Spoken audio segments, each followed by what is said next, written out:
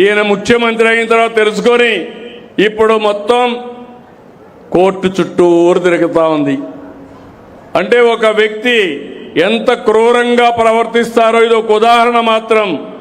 హెచ్చరిక చేయడం నా బాధ్యత.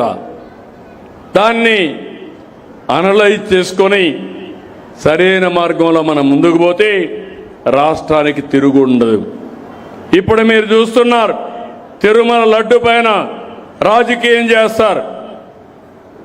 ఏదైతే జరిగిందో దాన్ని కప్పిపుచ్చుకోవడానికి ఎదురుదాడి చేస్తారు. ఇది వాళ్ళ విధానం అని చెప్పి కూడా నేను మీకు తెలియజేస్తున్నా. నేను ఒకటే మీ అందరికీ విజ్ఞప్తి చేస్తున్నాను. నేను ఒకటే ఆలోచించాను. ఎన్నికల ముందు నేను చెప్పిన మాట నాకు ఎప్పుడూ గుర్తుంటుంది.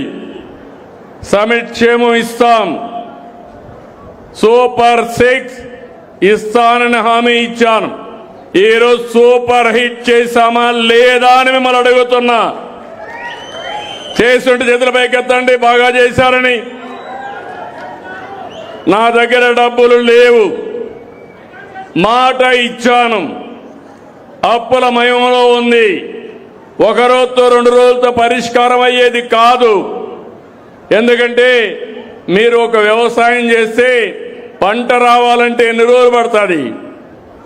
ఒక పిల్లవాడు ప్రయోజకుడు కావాలంటే ముందు పెళ్లి చేయాలి, పిల్లవాడు పుట్టాలి, వాడిని చదివించాలి. మనకు చేదోడు వాదోడుగా రావాలంటే 20 ఏళ్ళు 25 ఏళ్ళు పడుతుంది.